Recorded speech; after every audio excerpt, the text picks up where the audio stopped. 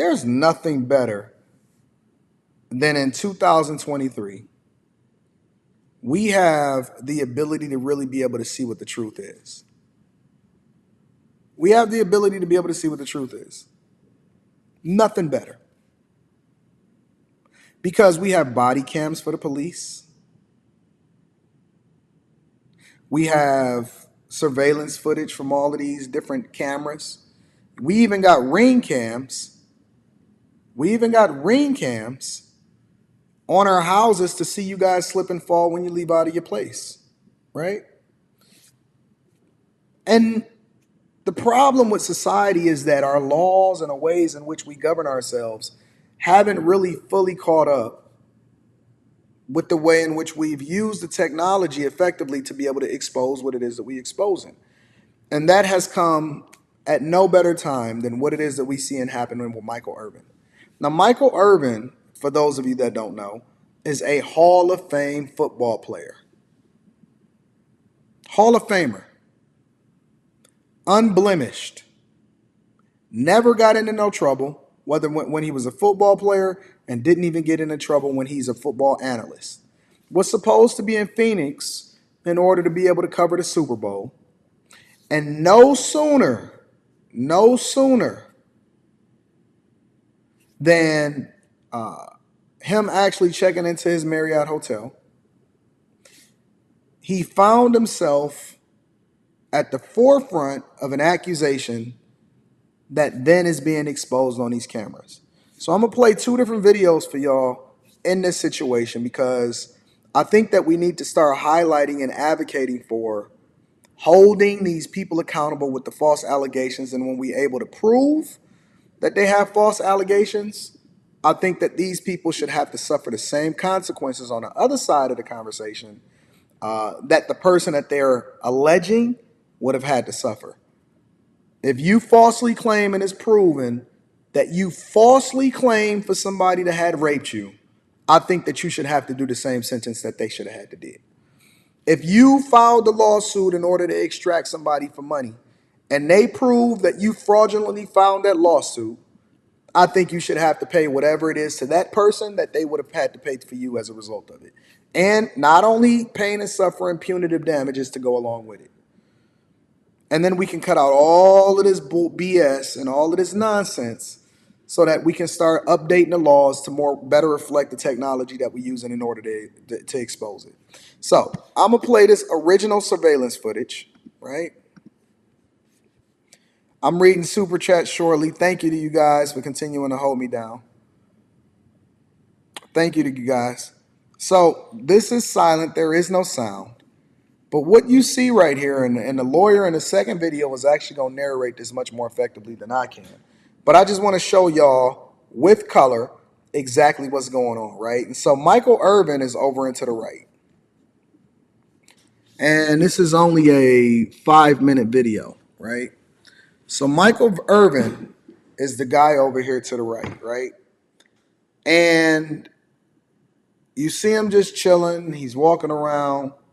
You see the manager over here. So there's a manager over here to the left-hand side. You see him? He's in the upper left-hand corner. There's a manager here. All right? You see Michael Irvin is over and to the right-hand side. He also has a security guard with him also, just for the sake of conversation.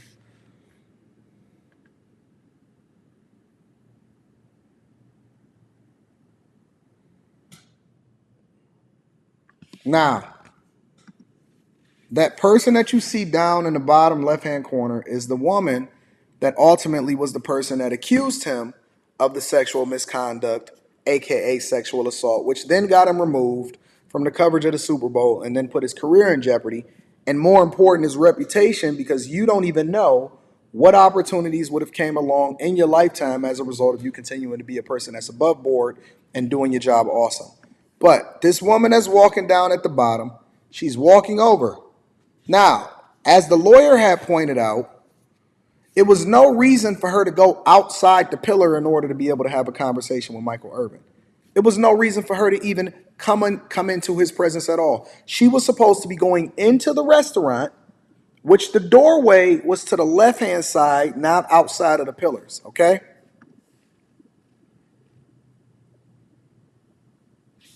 Now, she's having a conversation with Michael Irvin. Let me see if I can blow this up a little bit. And they actually shake hands. Here, let's do this. Let's do this. Give me a second. Give me a second.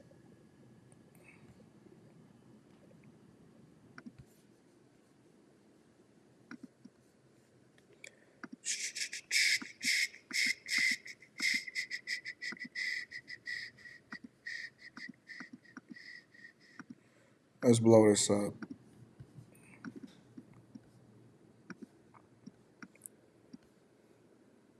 They actually shake hands, right?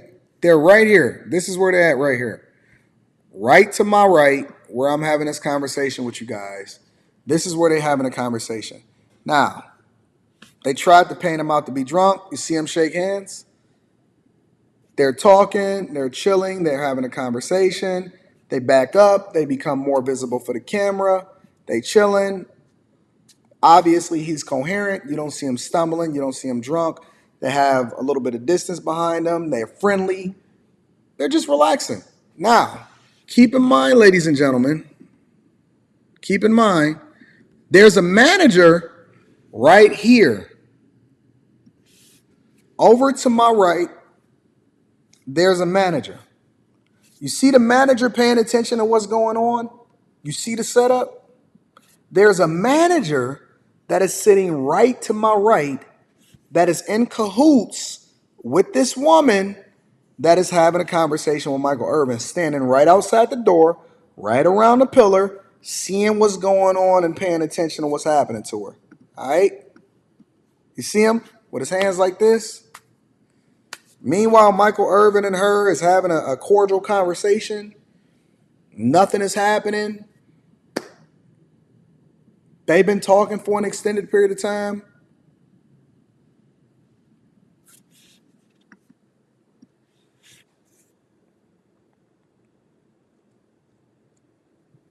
Nothing. Chilling. He actually has a security guard that's around there also.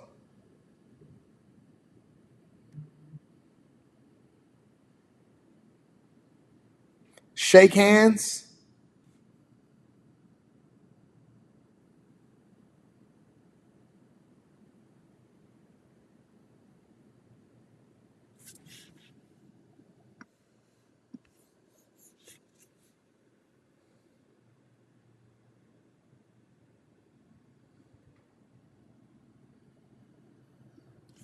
They still talking right here.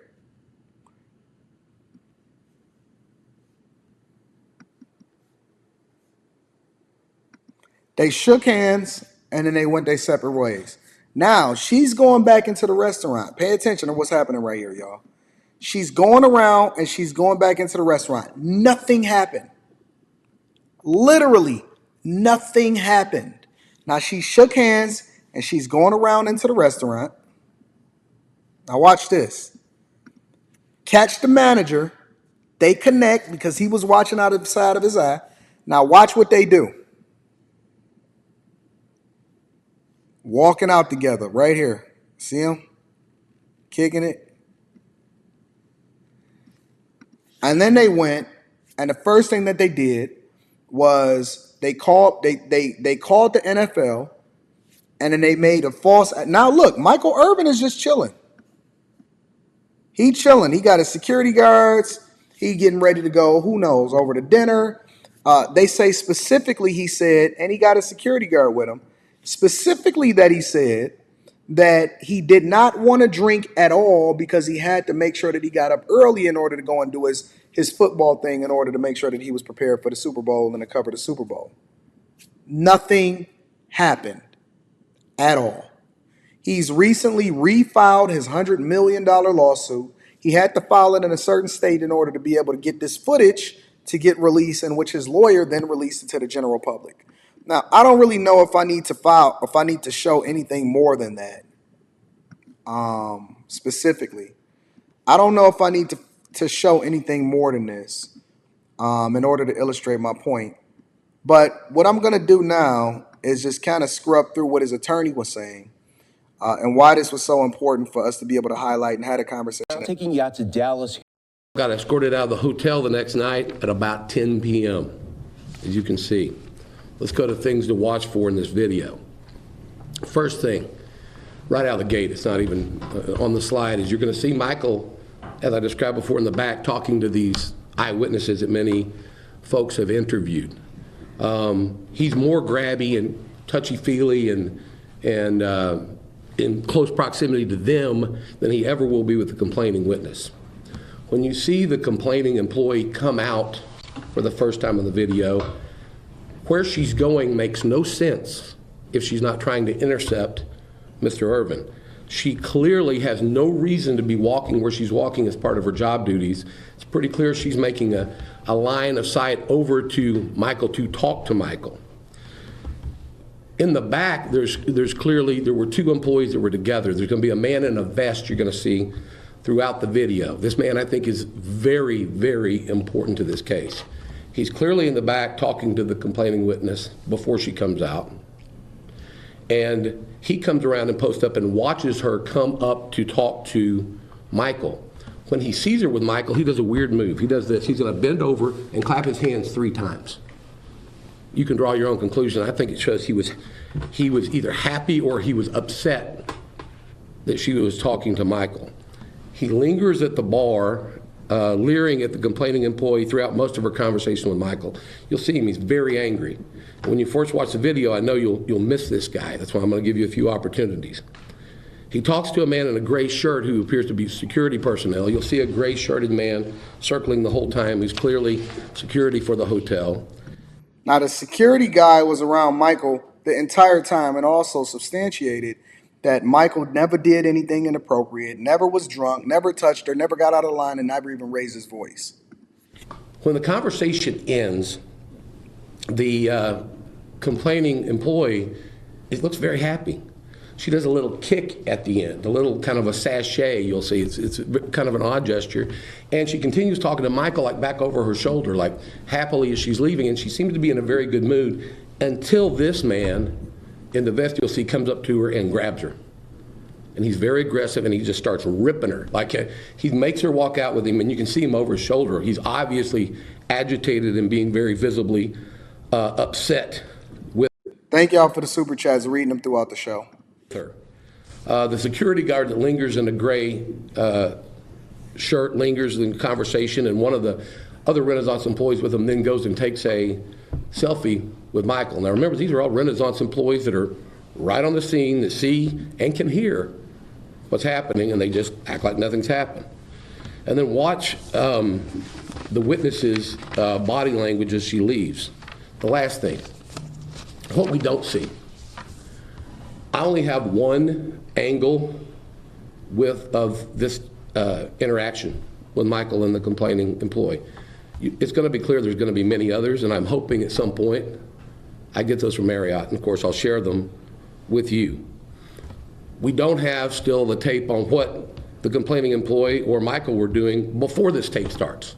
Clearly Michael had already been in the hotel and met with people and walked outside. We don't have that.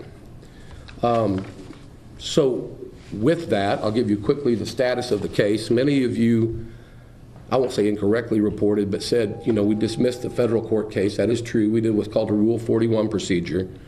The case was refiled immediately and has already been refiled in Arizona in state court. Why did I do that? Well, you've seen all the pleadings that were filed here. We didn't know who all was involved when I started this case. So we brought the case in Collin County where Michael lives. They obviously removed to federal court. They wanted to move it to Arizona. Now that we know who's involved, we've sued 4 individuals that are listed by name in the complaint. We've listed the company that operates this hotel out in Arizona, and of course we have added Marriott International again. Okay, with that, I think we're ready to go to the tape. So here's the thing that I want to highlight, and then I want to get to the super chats, right? Because I've already showed you guys the tape. I'll run that again just in the background for you guys that did not see it and want to just kind of let that play in the background while I'm highlighting things. And I've always said this, right? And I'm gonna continue to say it. When you operate with a level of dick discipline, Now, I'm not the dude that's going to sit here and try to police what everybody else do with their cock. That's up to y'all. Where did I get the word cock? From white people. White people like to say the word cock. But here's the thing. When you operate with a level of dick discipline and you have to protect yourself now, I believe in getting consent agreements. I believe in recording people signing the consent agreements. And every woman that's around me, every woman that is around me has to sign the non-disclosure. You got to sign the NDA. It just is what it is. You got to move a certain type of way. Now, a lot of people will say, well, Anton, that's because you got a platform, that's because you got visibility or whatever, or even because you got money, you got to protect yourself. No, you have to protect yourself also. It's two Ohio State football players that got kicked off of the team, and their reputation is probably still ruined, but they just have been able to absolve themselves of the allegations that was levied against them in court, in which they were found not guilty because they actually recorded her giving consent for them to be able to bust her down, basically, on campus. And these were young guys. Every single day, there's guys that are sent to jail, and that's not talking about the guys that actually did it. They deserve to be in jail for doing something that they wasn't supposed to do. But what about the guys that get caught up with stuff that they didn't do? And then they have to be held accountable for all of these egregious ways in which we just by accident or instinctively just decide that we just gonna believe all women. Thank you, Michael Jones. I'm definitely reading that shortly. My point is that operating with dick discipline, it completely absolves you to where you don't even have to find yourself in a situation in the first place as far as having to worry. The one thing that I've seen, and I was looking at Michael Irvin, and let me show this really quickly. Again, I was looking at Michael Irvin, and the one thing that I taking you out to Dallas here, where we as they were talking, and even all throughout this case, and as soon as this thing happened, Michael Irvin specifically filed that lawsuit immediately. He went to go clear his name immediately. There was no reservation about his actions because he knew that he did nothing wrong. And when you can operate in a space to where you know you 100% free and you know you innocent, and there is no misconception or even a shred of doubt in your mind or evidence, you want to show the tape. You want to show the tape. You like actually saying, yo, listen, you can come and search. It's nothing for me. When I'm riding down the street and let's just say I'm speeding or whatever like that and I get pulled over by the cops, man, they say, yeah, whatever. Do you got anything in the car? I ain't drunk.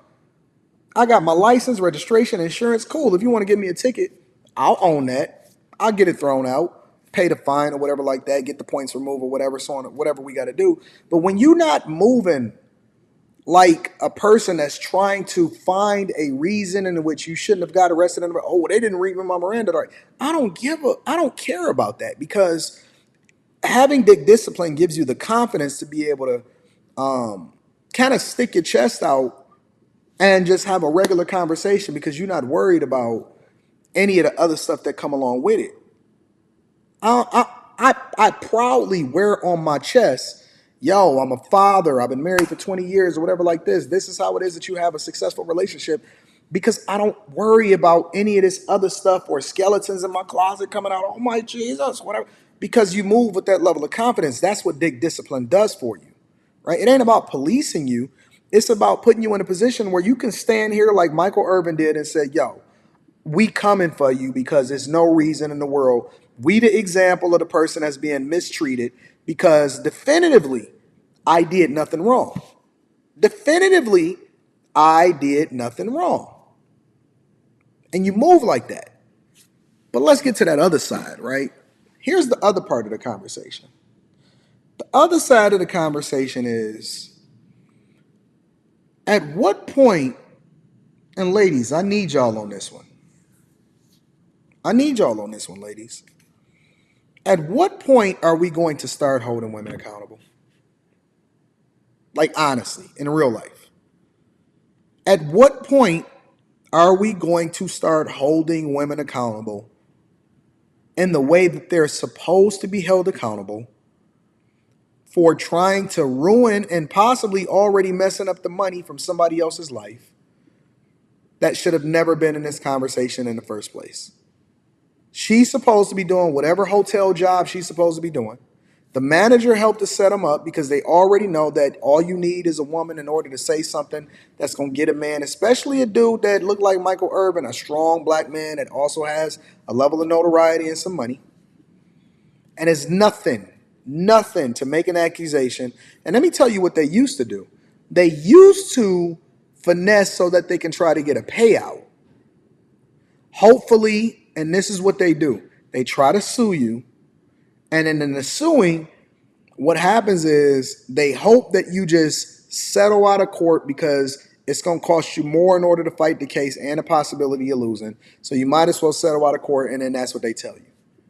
But now you're running up against a completely different set of black men and a completely different set of guys in which they're saying, yo, not only am I not settling, I'm also going to sue you. I'm also going to own you for the rest of your life. And I want to prosecute you for false accusation or perjury or whatever it is that you want. And we want to call for the changing of the laws because there's no way you should have even been in my presence in the first place. If anybody ever come for me, know this. I don't settle for anything. I don't settle. I have the type of endurance and money to where we gon' see each other over the next 2 to 3 years, and we gonna fight this. And not only am I gonna fight it, I'm coming back for you, and I'm gonna countersue for all of my attorney's fees and all of the missed opportunities that you then made sure that you tried to prevent me from getting. Fellas, we gotta first make sure that we without spot or blemish, so that we can then use ourselves as an example as to how it is that we know we're supposed to change these laws. And then after that, then we start to fight, and then we got to start changing these laws. But ladies, we need y'all on our team also, because this is egregious. Nobody should have to go through this, especially when it's unwarranted. Nobody should have to be falsely accused for something they didn't do and then have to pay the price as a result of it. And then we just say, well, okay, she lied. We just let her go. Believe all the rest of the women. Let's believe further women. No, because what she's also doing against your people, your man, your family, is that for the women that actually truly are victims and that go through things, instinctively, we're going to question the validity of whatever it is that they accuse somebody of, even if the guy really did it, because you got so many women that's ruining it for everybody else. They messing it up for you too. You're not absolved from it. They're messing it up for you too. And so when you then have something really happen to you, then we don't believe you because we automatically resort to the most recent example of somebody being accused of something that they didn't do. But when you get called in a room and you're said, somebody tells you, hey, pack your bags, you relieved of duty, go home. And I said, why? What happened? Well, you sexually assaulted somebody. So who, when? Well, nobody was in my room. Well, don't worry about it. Go home. We'll talk about it. I said, wait, if you're telling me I'm doing something and I do not know what I'm doing, you can't tell me to just go home. I played this game hard. I played the game physical. And you guys know, we all worry about it. We see what happens with our brethrens, and we now know about CTE. I'm saying, how can you say I'm doing something and I don't know it and you tell me to go home? I couldn't go home. Steve, you know, they put me in a hotel other than a Marriott, and they watched me. I'm in the staff for 3 days. For 3 days to make sure that I wasn't doing anything crazy. Make sure that I was okay mentally. And you guys know how hard we fought to get this tape. While I was sitting there and they were looking at me, we kept asking for the tape. Let us see what we're doing. Let us see if we're doing something. And you saw how hard we fought legally. I'm just thankful. I'm just so thankful for those witnesses. I'm so thankful for this video. Because without it, I just don't know where this would have gone. Now imagine all of the people that don't have a videotape, or all of the guys that's in jail today that didn't have the technology. and all of the people that's being released as a result of the Innocence Project from women being accused or women accusing them of something that they didn't do. Imagine the amount of people that get zero coverage because they're not Michael Irvin, and then they just have to pay the price or they have to take a plea deal and their lives is ruined forever, and then they got to register as a sex offender because somebody got mad at them, had a vindictive or a vendetta against them, and they wanted to get back at them. Imagine the amount of people whose lives is completely ruined, and they didn't have the ability to be able to come back from it, just like Michael Irvin, or they wasn't in a public setting, and so it's a private room and it ain't no cameras around. Imagine the amount of people that got to deal with it from that perspective. I'm almost to the point to where I believe outside of marriage, and this is one of the reasons why I'm also an advocate for doing it the right way. People, stop trying to finesse the game and then you find yourself in this situation. It's so much easier, honestly, and this is just my personal opinion. I'm not trying to push my lifestyle on you, but it's so much easier to just be married. I ain't got to worry about nothing. I ain't got to worry about no diseases. I ain't got to worry about no illegitimate kids. I ain't got to worry about possibly being accused of being in a hotel room with a chick that I wasn't supposed to be in a hotel room in the first place. I didn't really do nothing to her, but then at the same time, I still got to explain myself why I was in a hotel room in the first place with her when I wasn't supposed to be there. I ain't got to worry about none of this BS, and I could just confidently walk outside and jump on a live stream and walk down the street without having to worry about somebody doing something or trying to expose me. I'm just chilling. I'm cool. I'm vibing. I got my chick up there with me. She probably getting dressed so she can go shopping. I don't have the same worries as everybody else. And it's worth the peace of mind to go about doing it the right way. It's just easier. And that don't excuse the bad behavior. But I'm just saying that I'm almost to the point to where I just believe a lot of y'all probably need to just start recording the entire session that you with a person. Get permission to be able to record. Double check and make sure that they give you the consent to be able to record the entire session for your protection. Promise them that it ain't never gonna get out to the general public. Then she got to worry about if you ever gonna drop the tape or it's ever gonna hit the internet. Now y'all got to get encrypted cloud space in order to ensure that it never gets hacked and then get exposed to the general public. Just so you can protect yourself. Just so you can get a nut off. Just so you can get a nut off.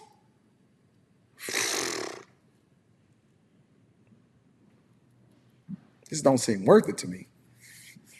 If I gotta do all of that just to make sure that I can get my nut off without having to go to jail for it, I'm straight. I'm straight. You can have it. She probably got a disease anyway. It's like a 1 in 3 chance she got a venereal disease anyway. I'm straight. You ain't got to worry about let's see her in the background. You ain't got to worry about nobody walking around in the background that ain't supposed to be there. You know what I'm saying? Hey, girl, be quiet. You know I'm live streaming. You ain't got to worry about none of that. You just chilling. You just chilling. You cooling. You ain't worried about it. You pay your taxes on time. You ain't got no finessing and no other crap going on. You go to work. You pay your taxes. You write your tax stuff off from a business perspective. You hang out with your Patreon members and you be chilling. Shout out to everybody that ain't got no worries in the world and rocking out.